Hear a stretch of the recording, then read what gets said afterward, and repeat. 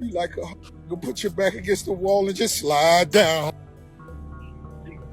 What's called the affidavit in support of the wiretaps. Okay. It's like 3 affidavits. In those affidavits, it tells Meech's full role. Why? It was good. Rick Ross hadn't done any of these things. Hey man, 48 laws of power, right? 50 is going to prepare itself in the event or just in case you do try to do something to violate it. Look, if this gonna get up. Never fold, never fold. You told Tammy to tell me. Ooh, chilly, grab your phones because 50 Cent just lit the entire internet on fire again, and this time, he's coming for Big Meech with a vengeance. Word on the street is court records just dropped that might reveal Big Meech as the real informant in the infamous Cuffy case. And you already know 50 Cent wasted zero time pouncing on it like a lion that just spotted its prey. But hold on, it gets messier. 50 Cent's not just throwing shade, he's calling Meech a rat. Loud, public, unfiltered. And now their once close friendship? Gone. We're talking full betrayal, social media savagery, and a whole documentary in the works to air out every dirty secret. Meech, of course, ain't backing down. He's standing 10 toes, screaming, "I never snitched," with death on my name type of conviction. In those affidavits, it tells Meech's full role. According to him, no phone calls, no deals, no folding, ever. He's treating the snitching talk like a disease and swearing he'd rather die than switch sides.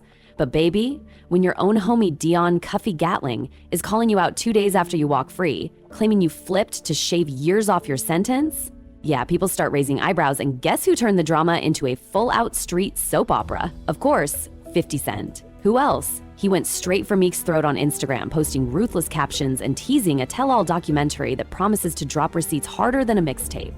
And the real gag? Meech showing up in a video with none other than 50's sworn enemy, Rick Ross. Baby, that was the final straw.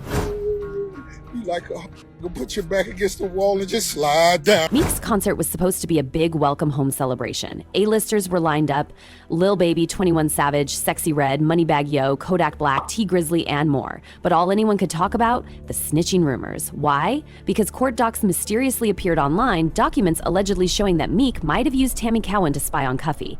And Tammy, sis didn't stay loyal.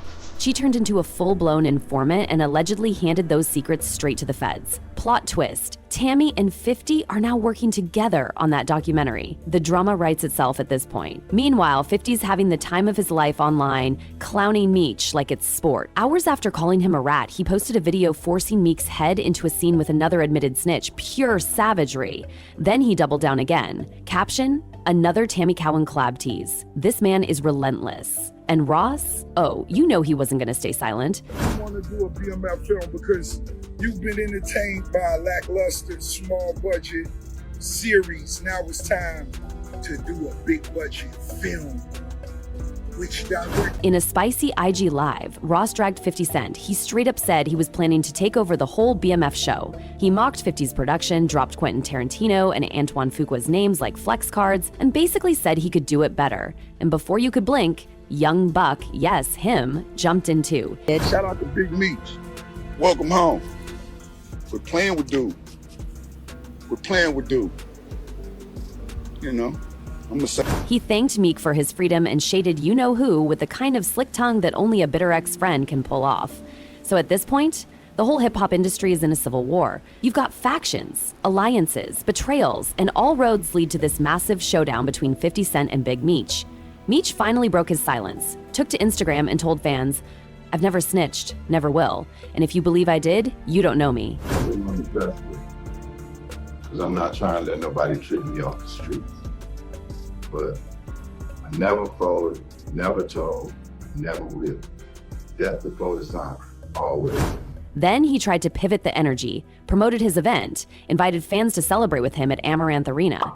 But 50 wasn't done. Oh no. He immediately posted his response, mocking the video in the background, refuting every word Meech said like it was an internet debate. Never folded, never told. You told Tammy to tell. Then came the pettiness level 1000. 50 shaded the whole event, said it wouldn't even be worth showing up for.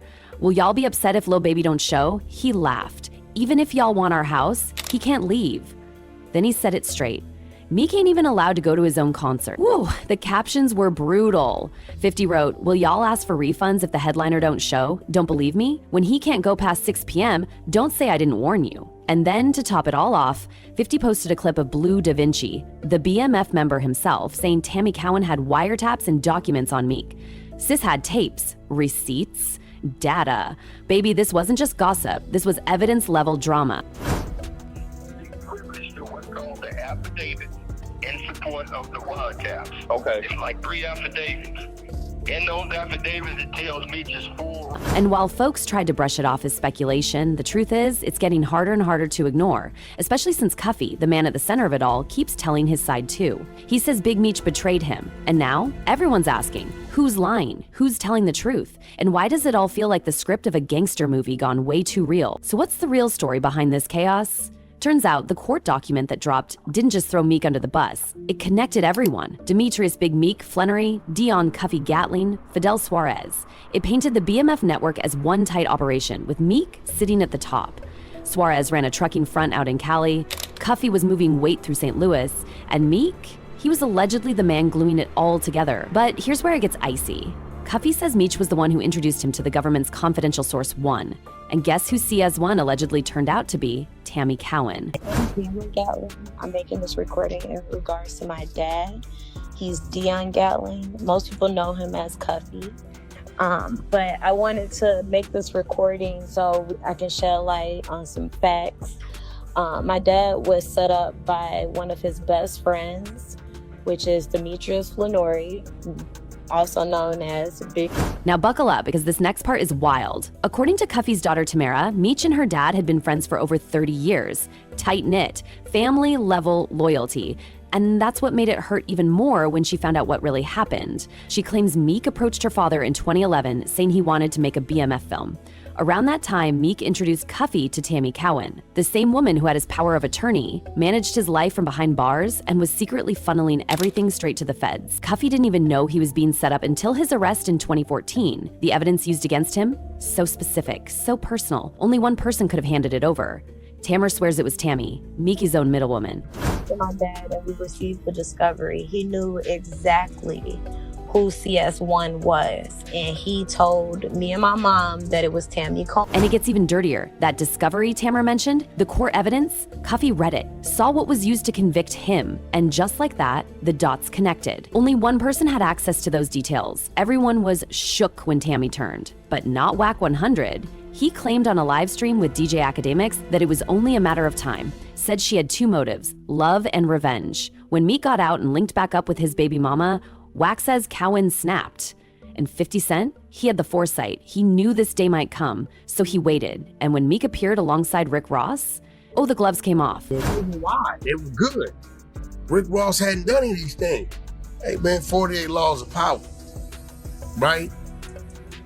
50 is going to prepare itself in the event or just in case you do try to do something to violate it. Look, this gonna get ugly. This feud spilled everywhere. Social media exploded. Fans picked sides. Some said Meek was innocent, caught in the mess of other people's mistakes. Others said, nope, he flipped, and now he's hiding behind legends and loyalty. Cuffy wouldn't back down either. He even spoke with Blue Da Vinci from behind bars, breaking down the whole third-party cooperation system. What this was called a third-party cooperation. So Tammy Cowan signed up to be a DEA informant to give Demetrius Flannery a time cut. Plain and simple. And when Blue Da Vinci asked the million-dollar question, why Meech still did time if he snitched, Cuffy had an answer. The deal went sour. Turns out Tammy was allegedly in a full-blown affair with a DEA agent, Keith Cromer. He was her handler, and when that came out, it stained the whole case. Cromer got fired. Cuffy still did 27 years for weapons charges, but avoided 2 murder counts. Meanwhile, Meech, his sentence got sliced down by 3 years in 2021. And 50? He noticed everything. It seems like you got a genuine kind of love for 50 on his response. But you know, my response, get at my dad and his heart. Let's go to war. He posted a since-deleted IG post about Boosie's praise for Meech, saying, I did more for Meech than anyone in his life. According to 50, he was the one who sent Lil Meech to rehab. He fronted $5 million, 0 cents, to boost Meechie's family during BMF filming. And what happened? That money got wasted. The gratitude, non-existent. And when Big Meek popped up in his son's jewelry trying to stay relevant, 50 was done. He hasn't been as aggressive lately. But don't be fooled, he's still watching, still plotting, still waiting for the perfect time to drop that documentary. And when he does, baby, the whole internet might melt. Because if what he's teasing is true, if Tammy Cowan has the wiretaps, the docs, the truth, Big Meech's legacy might not survive the storm. This feud isn't over, it's just getting warmed up. So tell us, do you believe Big Meech snitched? Is 50 being messy or just brutally honest? Drop your thoughts below, hit like if you're still breathing after this wild ride, and don't forget to share, because when that documentary hits, y'all gonna want receipts.